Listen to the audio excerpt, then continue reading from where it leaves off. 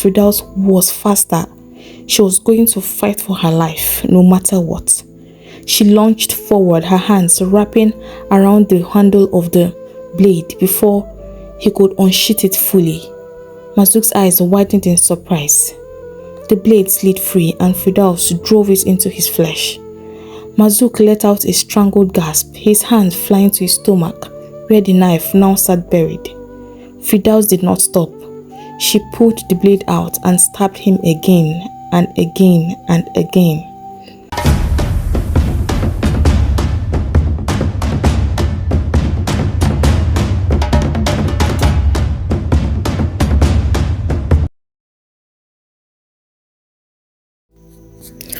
The air inside Kanater prison was thick with silence, broken only by the distant clang of metal doors and the hushed murmurs of guards. Dr. Nawal, a psychiatrist, had walked through these prison halls many times before, studying the minds of the women locked away from the world. She had listened to their stories, unraveled their fears, and examined the invisible wounds that lingered long after their sentences had been given.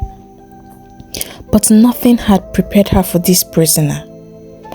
The moment she stepped into the prison that day, a fellow doctor approached her, his expression one of disbelief. "There's a woman here, doctor," he said, lowering his voice, as if speaking too loudly would break the fragile truths he was about to share. "A woman unlike any I have ever met." Nawal raised an eyebrow. She had met many prisoners, thieves, murderers, women accused of crimes they had not committed. What could make this one so different? "She is to be executed tomorrow," the doctor continued, shaking his head. "But I swear to you, she does not look like any woman who could kill a man. She is so calm." He hesitated before adding, "I wrote a request for pardon on her behalf, but she has refused to sign it." Nawal felt a shiver run up her spine. A prisoner who would rather face death than accept mercy. "What is her name?" she asked. The doctor sighed. "Firdaus." Nawal had to meet her. Something was different about this woman, something that defied reason. She was a condemned prisoner, yet she held onto her pride as if it were a shield. She had been given a chance to beg for her life, yet she had refused. But Firdaus would not see her. Each time Nawal sent a request, the answer came back the same: no. Days passed and Nawal's desperation grew. Why was this woman so determined to remain unseen? What kind of life had she lived that made her embrace death so easily? Then, on the night before her execution, the answer changed. Firdaus had agreed to meet her. Nawal walked through the dim corridors led by a guard who spoke in hushed tones. He did not seem to understand Firdaus either. No one did. When she finally reached the cell, she expected to see a woman broken by time, weakened by the weight of her fate. Instead, she found a queen in chains. Firdaus sat on the cold floor of her prison cell, her back straight, her gaze sharp. There was no fear in her eyes, no despair set in her. Nawal stepped forward, but Firdaus did not rise. Instead, she lifted a hand and pointed to the ground. "Sit," she commanded. And without thinking, Nawal obeyed. Then, in the dim glow of the prison cell, Firdaus began to speak, and her story would change everything. Firdaus was born into poverty in a small rural village where survival was a daily struggle. Her father, a cruel and selfish man, ruled their home with an iron fist. He took food from his children's mouths to satisfy his own hunger, while his wife, Firdaus's mother, endured his beatings in silence. She had little love to spare for her daughter, treating her more as an obligation than a child in need of affection. Firdaus used to play in the fields with other children. A boy named Muhammadin was her special playmate, and when they were young, they used to play bride and groom. Firdaus got pleasure from her sexual experiments with Muhammadin. One day, the young girl grew curious about life and where babies came from. Her mother responded not with kindness, but with a brutal lesson: circumcision. And after that, Firdaus was no longer allowed to play with Muhammadin, nor does she ever feel sexual pleasure in the same way. The pain was searing, a violation that left more than just physical scars. It was a cruel initiation into a world where women's bodies were controlled, their desires crushed before they could even bloom. Not too long after that, the village was struck with a deadly sickness. The sickness spread like wildfire, and death was never far away. Firdaus' parents succumbed to the disease, and she was left alone in a world that had already shown her little mercy. After the death of her parents, her uncle, a man who had seemed distant but somewhat kind, arrived to take her to Cairo. With nothing left behind worth clinging to, she followed him, stepping into an unfamiliar city where new trials awaited her. Her journey had begun, but little did she know, Cairo would not be a place of refuge. It would be a battlefield, and she, a warrior forced to fight for her own survival. In Cairo, Firdaus found herself in a world that was far bigger and louder than the quiet village she had left behind. The city was alive with movement, crowded streets filled with merchants shouting, the clatter of donkey carts, and the distant hum of conversations in 1,000 different voices. But despite the promise of a fresh start, life did not become easier as she thought. Her uncle, the man who was supposed to protect her, became her greatest tormentor. At night, when the house was quiet and the lamps burned low, he would come to her, his hands rough, his breath heavy. She wanted to scream, to run, but there was nowhere to go. No one would believe her. No one would save her. She learned, as so many women did, that silence was often the only armor she had. Her uncle abused her in every way possible, and there was nothing she could do about it. But in the daytime, Firdaus discovered a world where she could be something more than just a girl at the mercy of others. School. It was there that she found a tiny spark of hope. She threw herself into her studies, losing herself in books and numbers and the endless possibilities that knowledge seemed to offer. Her teachers praised her, astonished by her intelligence. They saw her as a bright, promising girl, one who could go far if given the chance. She finished each term at the top of her class, her grades higher than almost anyone else's. But no amount of success could erase the emptiness inside her. At home, her uncle barely acknowledged her achievements. As the years passed, change arrived in her uncle's home. He took a wife, a woman with sharp eyes and a sharper tongue. Firdaus watched as the new bride slowly took control of the household, her presence pushing Firdaus further into the shadows. But there was one unexpected mercy. The woman wanted Firdaus gone. She saw her as a burden, an extra mouth to feed, an unwanted presence in their small home. One evening, as Firdaus quietly ate her meal, she overheard their conversation. "She's not a child anymore," her uncle's wife argued. "Send her away.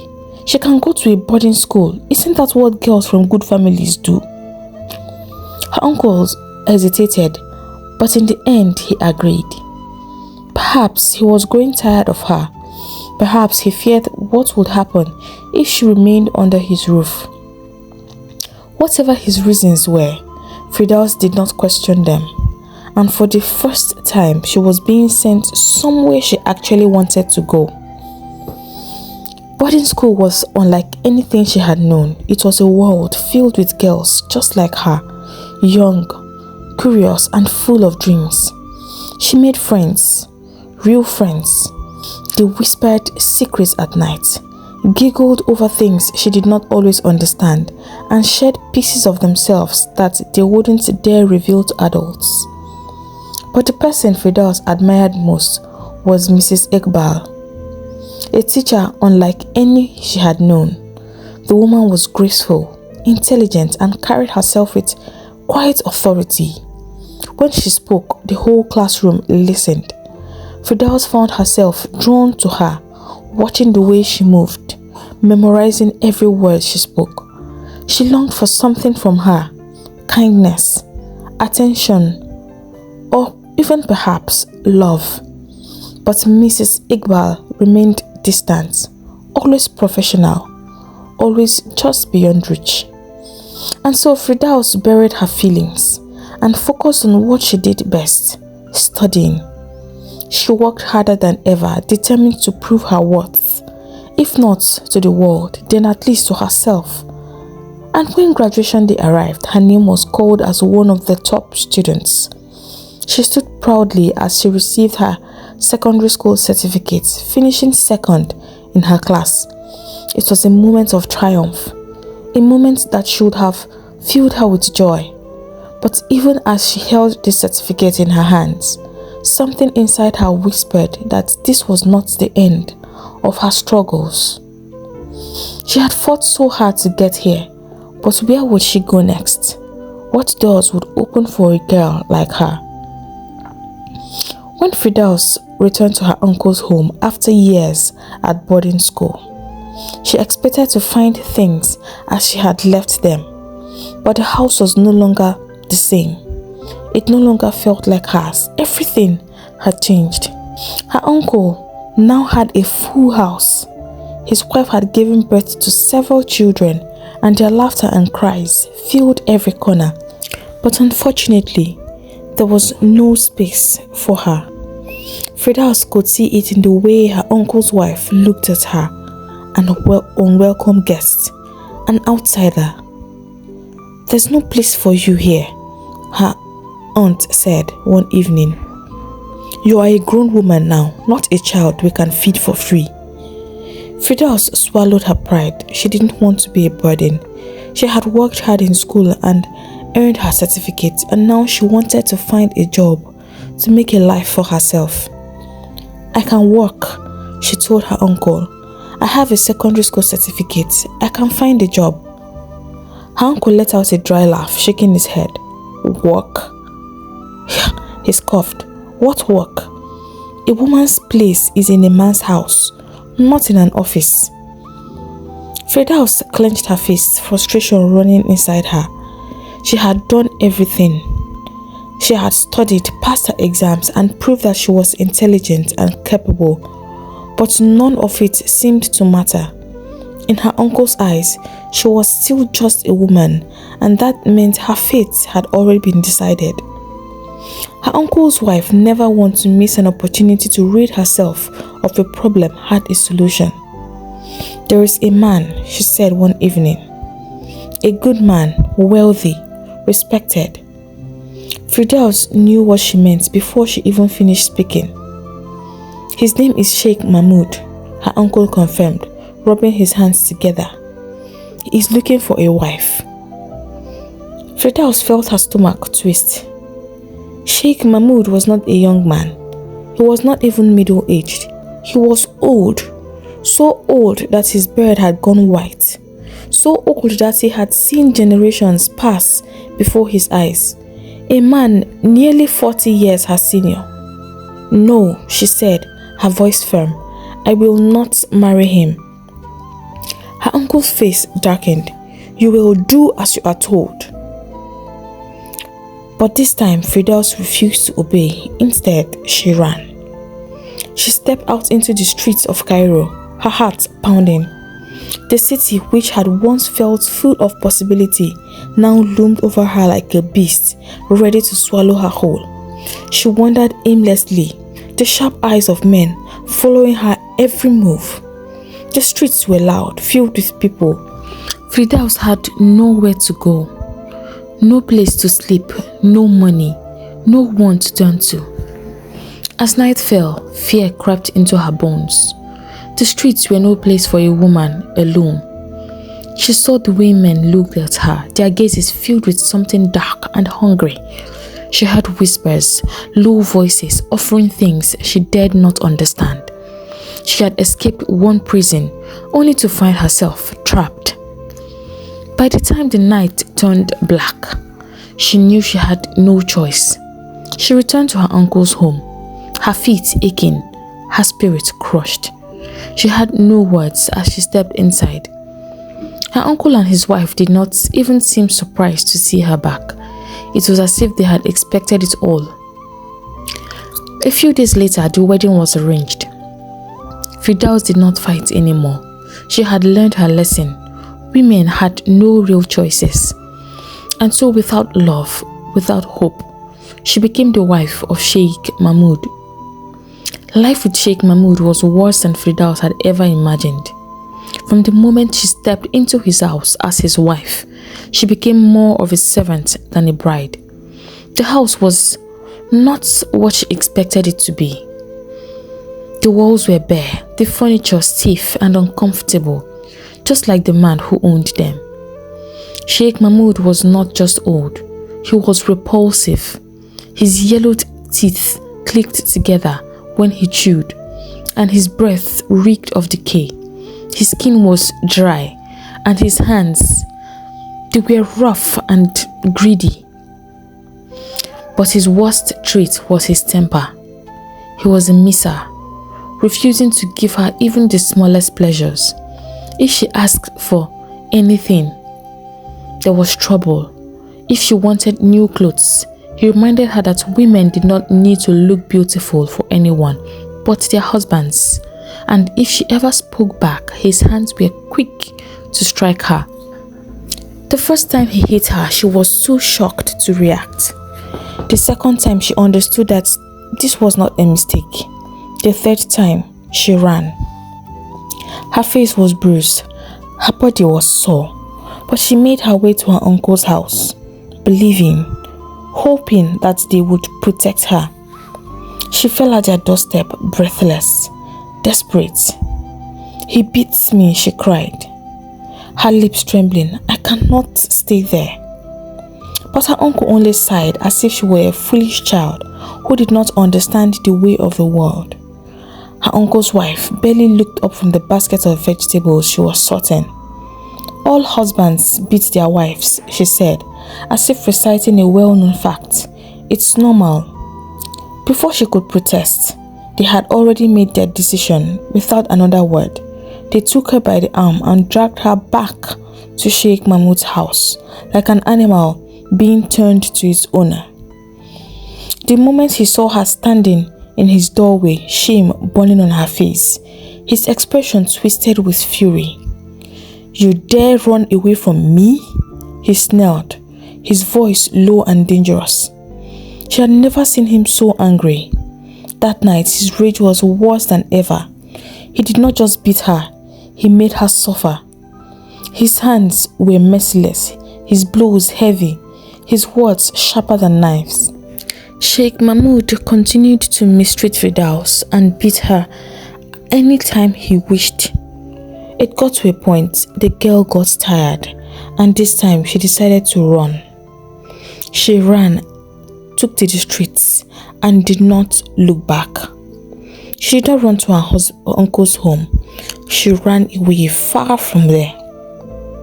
Firdaus wandered the streets of Cairo with no destination, no plan, and no hope. The city that had once seemed vast now felt like a maze with no way out. The faces of strangers passed her, some filled with indifference, others with something darker.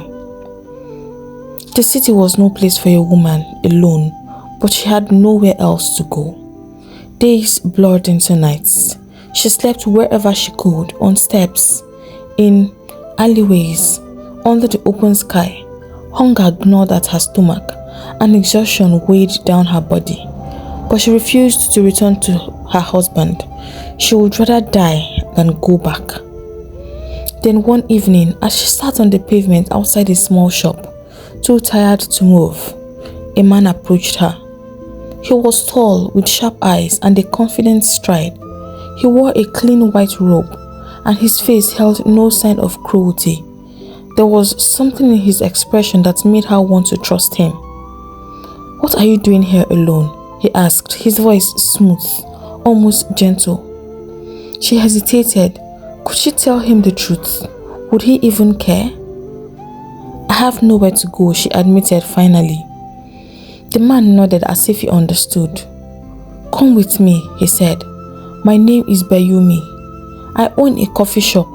You can stay with me until you find work." Firdaus studied him. He did not look like a bad man. There was no hunger in his eyes, no sharpness in his tone. He was calm, almost kind. And she was tired of being afraid. So she followed him. At first, Bayumi kept his word. He gave her food, a warm place to sleep, and a roof over her head.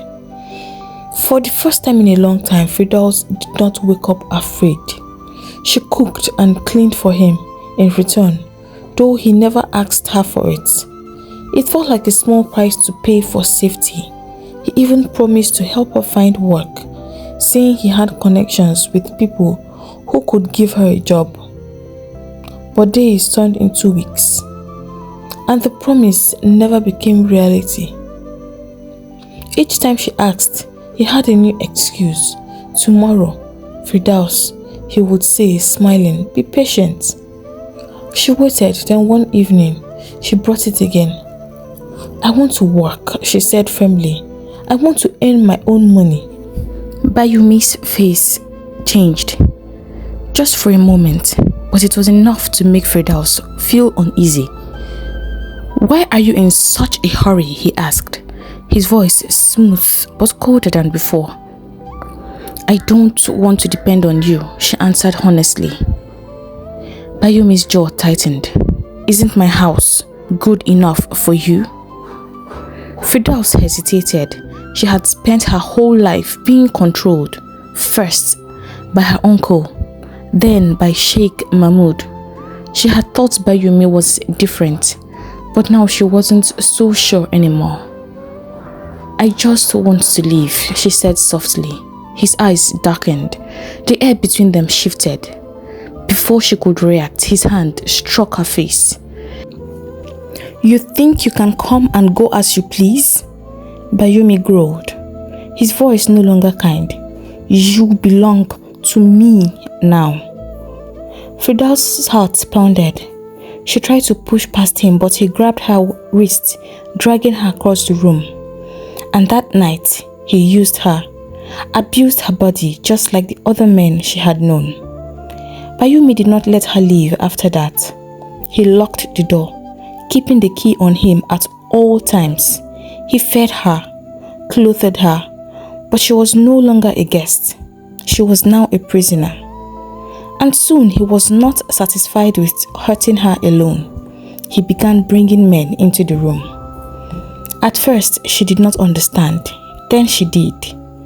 Bayumi sat outside, counting money, while his friends used her body as if she were nothing more than a thing to be borrowed, a piece of flesh to be passed around.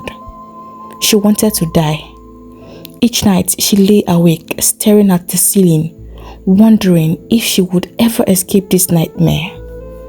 But one day, the chance came. Bayumi had grown too comfortable, too confident. He thought she had given up. He no longer watched her as closely as he used to. One afternoon, when he stepped out to run errands, she noticed something. He had forgotten to lock the window. Her heart pounded. She did not think. She just moved. She climbed onto the windowsill, lowering herself as quietly as she could onto the street below.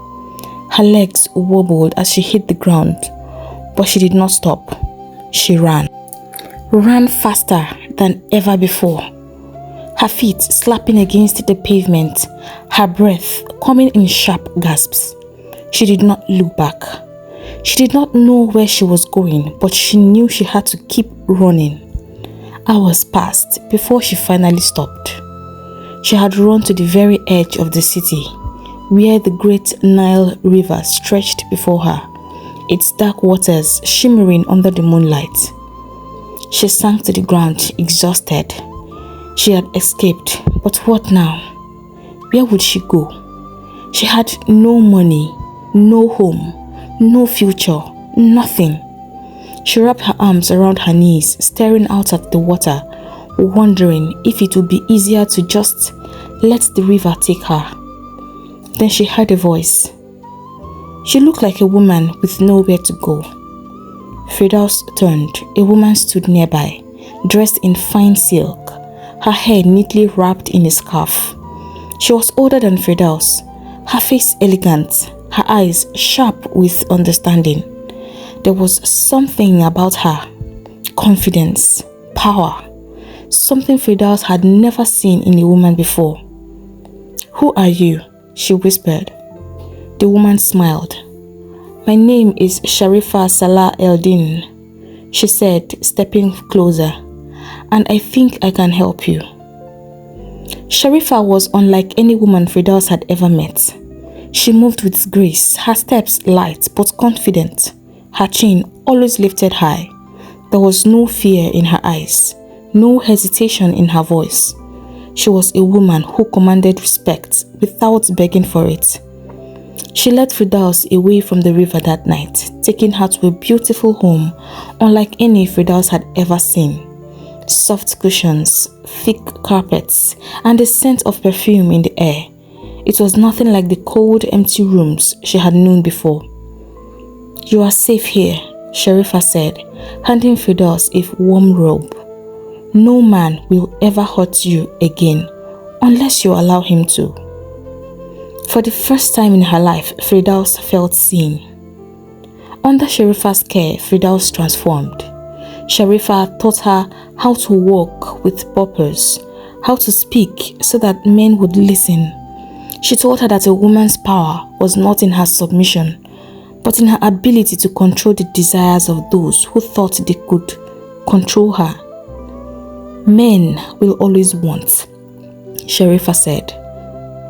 "They want money, they want power, but above all, they want women. And when a woman knows her worth, she makes them pay for their greed." Firdaus listened, absorbing every word. She learned how to dress, not in the rags of a beggar or the dull robes of a wife, but in silk and jewels that made men stop and stare.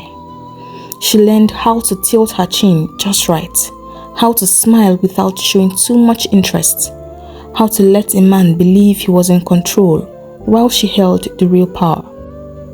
Firdaus felt valuable, but she was also blind. Sharifa provided everything: food, clothing, shelter, and also men. Rich, influential men who Firdaus had to satisfy their needs. But Firdaus never questioned her, for to her, Sharifa was only protecting her and helping her learn the ways of the real world.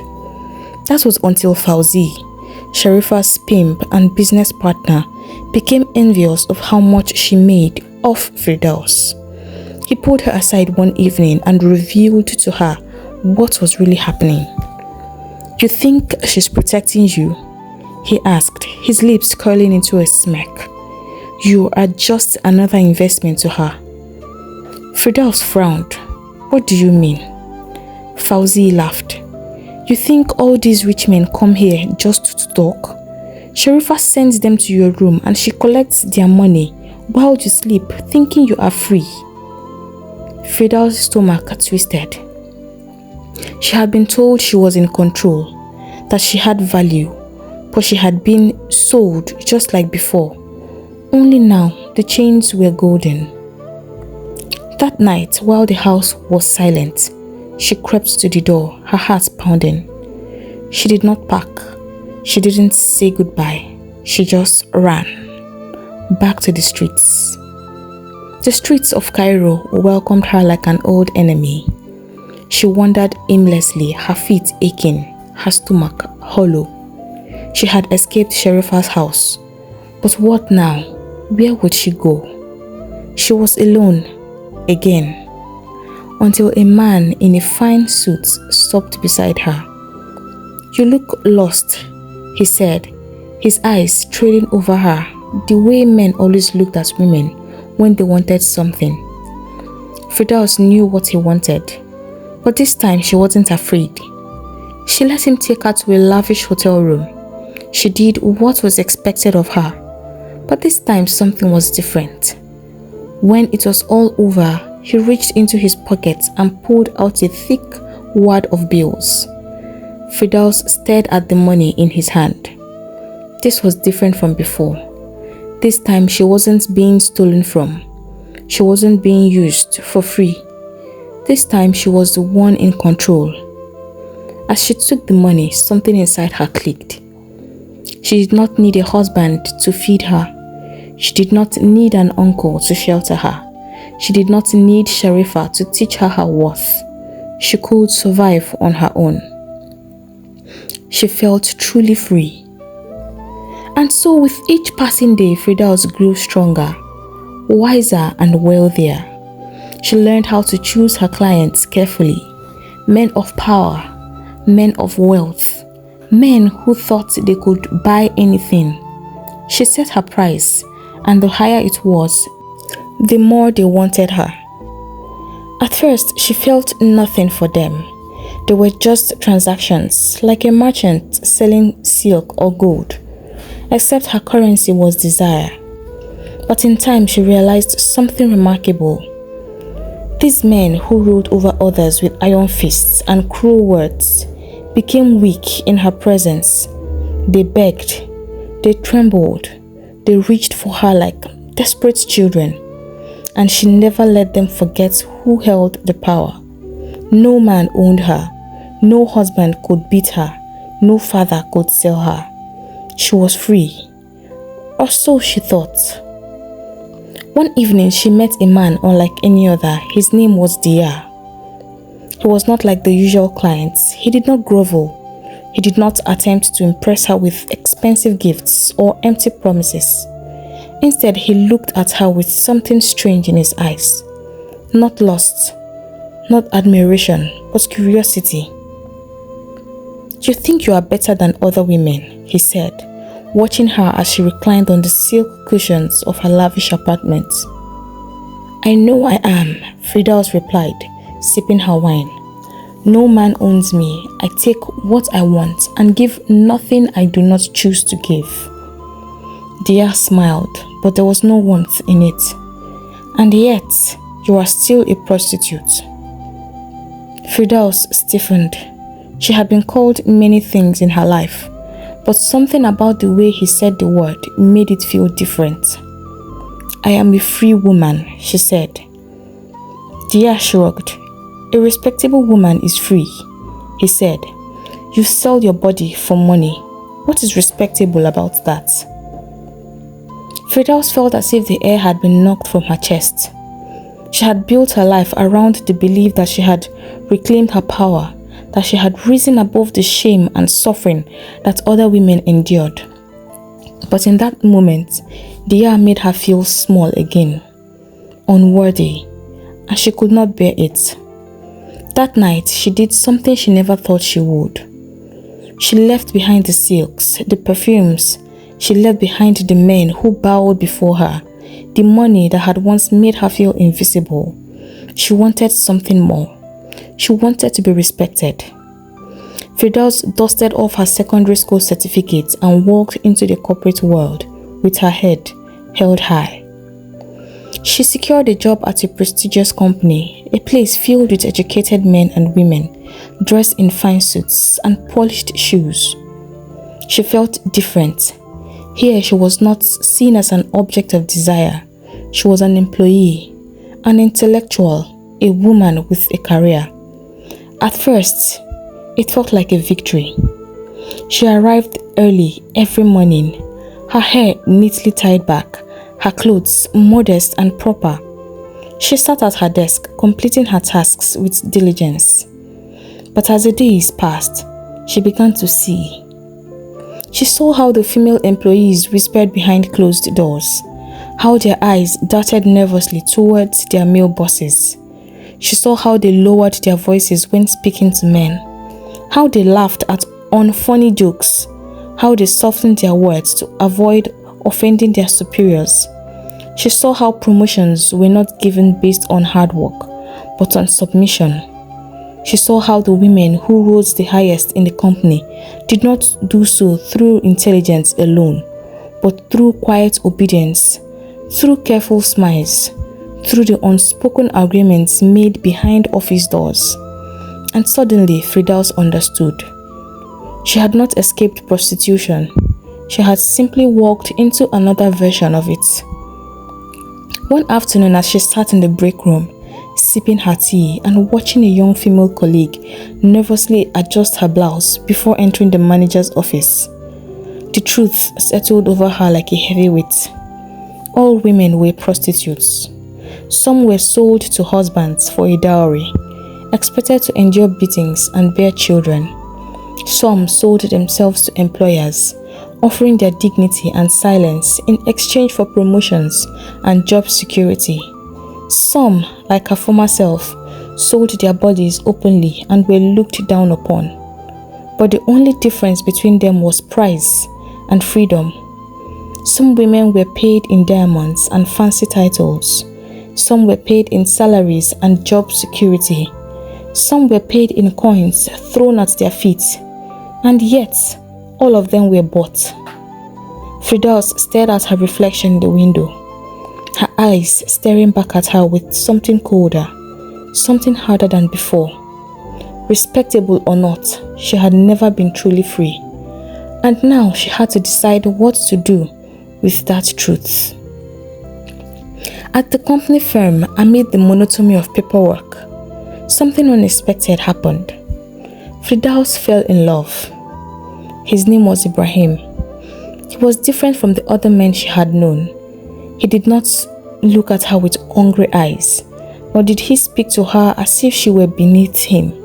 He was kind, gentle and intelligent. He listened when she spoke, laughed at her jokes, and treated her as if she were something precious. He made her feel the warmth of belonging. Ibrahim told her that she was special, that he had never met a woman like her before, that she was not just beautiful but strong, brilliant and worthy of love. Firdaus, who had spent her life being bought, beaten and abandoned, who had always yearned to be loved, yet deprived of the luxury, believed him. She let her walls down. She let herself dream. She imagined the future with him, a simple life, perhaps a home, a place where she could finally be safe, where she could wake up each morning without fear. She gave herself to him, body and soul, believing that for once she was doing it not for money, not for survival, but for love. But love is the cruelest lie of all. One morning, as Firdaus walked into the office, she noticed the whispers, the stolen glances, the hushed giggles of the other female employees. Confused, she followed their eyes, and then she saw him, Ibrahim. But he was not alone. He stood beside a young woman, her delicate hands adorned with gold rings, her face glowing with happiness. She was elegant, refined, the chairman's daughter. Firdaus's heart pounded in her chest as the realization struck her like a slap. There was a celebration. Ibrahim was engaged, and he had never told her. As she stood frozen in place, he finally turned and met her gaze. There was a flicker of something in his eyes, perhaps guilt, or maybe just discomfort at being caught. But he did not look ashamed, because in his world, in the world of men, what he had done was not wrong. He had taken what he wanted, He had whispered words of love in the dark, stolen the warmth of her body, and when he was done, he had cast her aside like all the others. Firdaus felt something shatter inside her.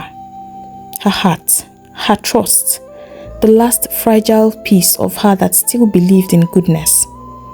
She turned and walked away, her head held high, her face unreadable, but inside she was drowning. That night, as she sat alone in her small apartment, she whispered the words to herself. All men are liars. All men are users. All men are the same, and she would never be fooled again. She became a hardened woman. The next morning, Firdaus did not return to the office. She went back into the streets, but this time she was different. The naive girl who once ran from the world, searching for love, was gone. In her place stood a woman who understood the rules, a woman who knew that power belonged only to those who took it. Firdaus no longer sold herself cheaply. She set her price very high, higher than any man dared to dream. She chose her clients, refused to bow and demand what was hers. She was not a beggar. She was not a victim. She was a businesswoman, and her business flourished. She became legendary, a woman of mystery, of power, of untouchable beauty. Men fought for her attention, but she belonged to no one. She had more money than she had ever imagined, more independence than most women would ever taste. She was invisible, or so she thought. But with power comes attention, and with attention comes danger. Firdaus's success did not go unnoticed. Her name reached the ears of the city's most feared pimp, a man called Mazouk. He was not like the others. He did not beg. He did not chase. He took. And now he wanted Firdaus. One evening, as she stepped out of an expensive restaurant, she found him waiting for her. He was tall, broad-shouldered, with cold, calculating eyes that held no warmth, no kindness, only hunger for control. "You're doing well for yourself," he said, his voice smooth but sharp, like a knife hidden in silk. Firdaus met his gaze without fear. "I know what you want. I do not need a man to do well." Mazouk smiled. "All women need a man, and you need me." She knew exactly what he meant. He was offering her protection, not from kindness, but as a warning. A woman as successful as she was, without a man behind her, was a target, and if she did not submit, she would be made to. Firdaus had spent her whole life fighting for freedom. She would not let Mazouk take it from her. But she also knew one thing: a man like him would not take no for an answer. At first, Mazouk did not come with threats. He came all smiley and nice.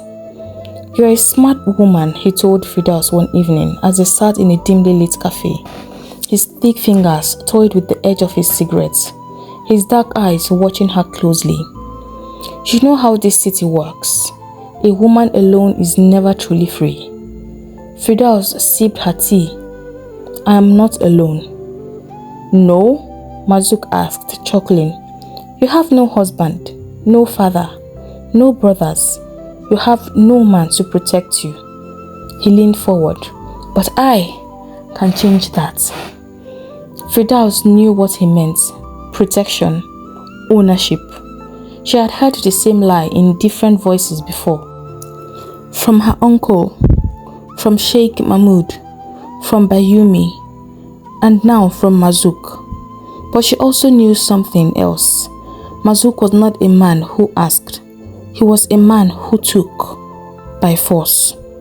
And so without her consent, she became his property, a captive in a golden cage. At first, nothing seemed different. Firdaus still chose her clients, still dictated her price, still held herself like a queen. But the money no longer belonged to her.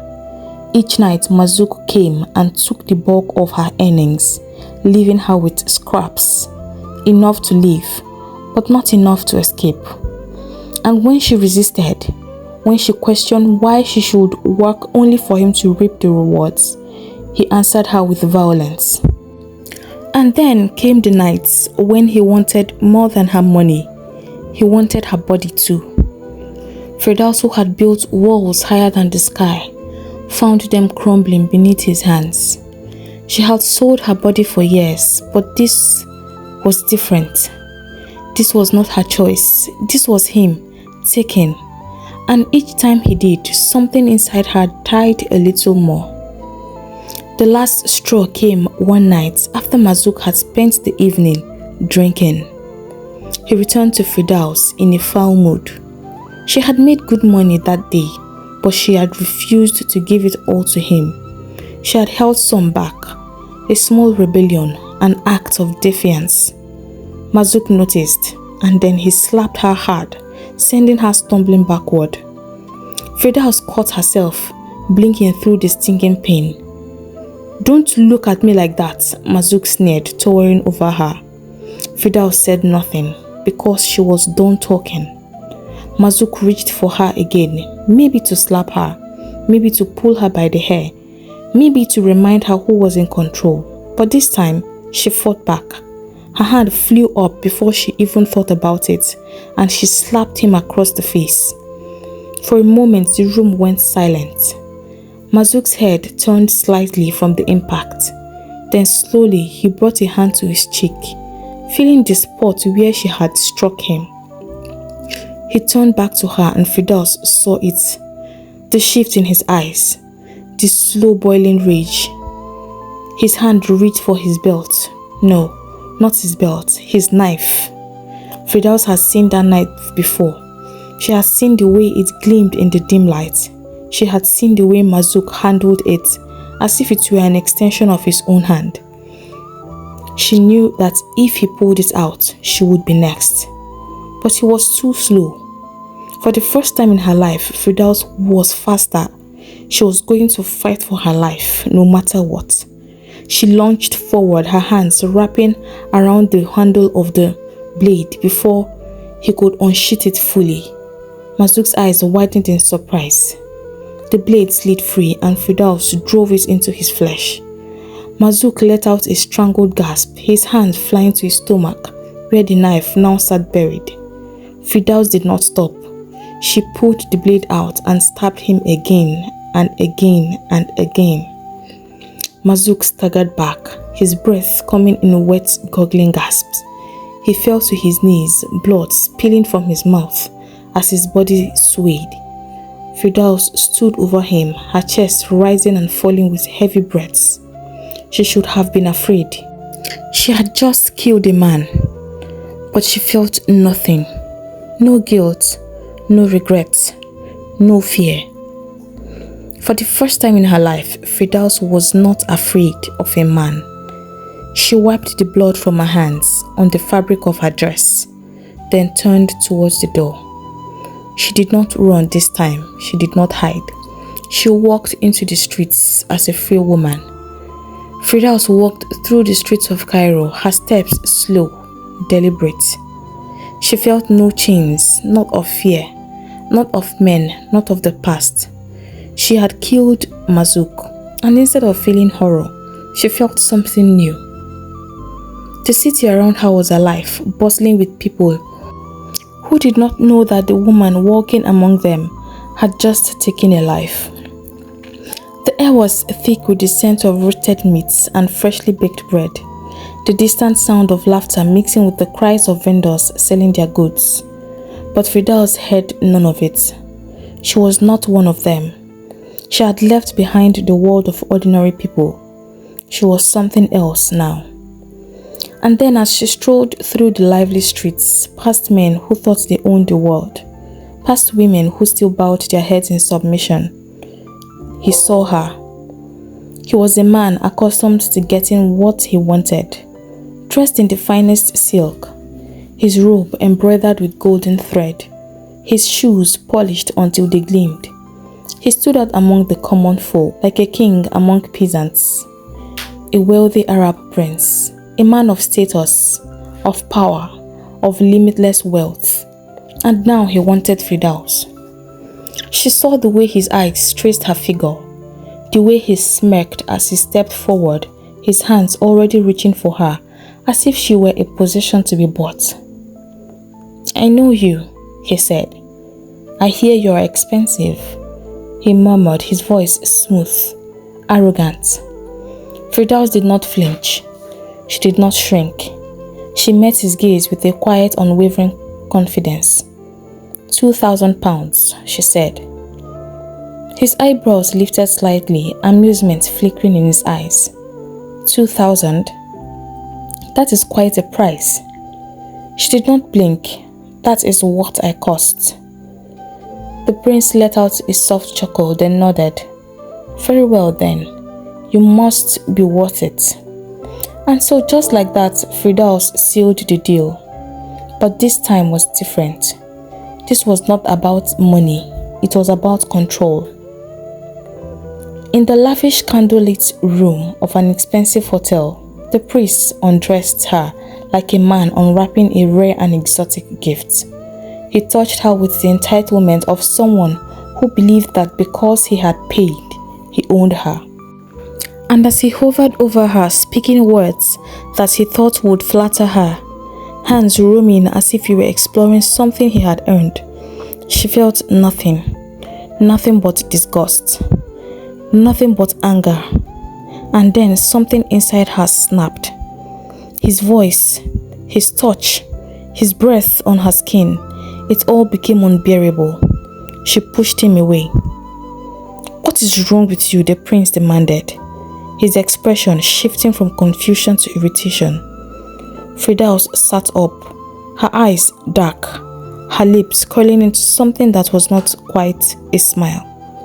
She reached for the crisp stack of bills he had placed beside her on the bed. Slowly, deliberately, she held them up. Then she began to tear them apart. She tore them into shreds.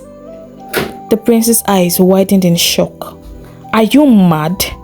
she sputtered. "That is £2,000. Firdaus let the shredded pieces fall like confetti onto the bed, onto the floor, onto the prince's precious silken sheets. And then, with a quiet, eerie calm, she looked at him in the eye and said, "I am not for sale." The prince's face paled. Firdaus tilted her head, studying him. Then she leaned slightly and whispered, "Do you want to beat me? Do you know what I am?" The prince swallowed, his arrogance slipping away, replaced by something colder, something like fear. "I am a killer," Firdaus continued.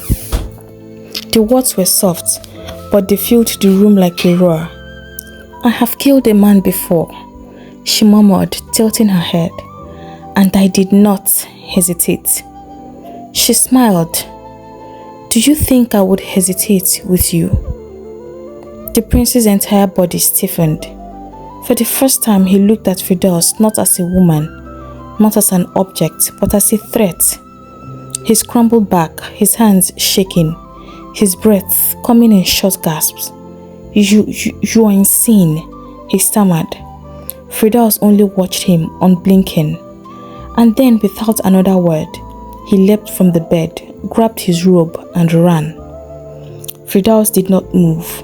She sat there in the dim candlelight, surrounded by the torn remains of the money that had once meant everything to her. She was free, truly free, because no amount of money, no amount of power, no amount of male control could own her anymore. She owned herself. But freedom, she would soon learn, always comes with a cost.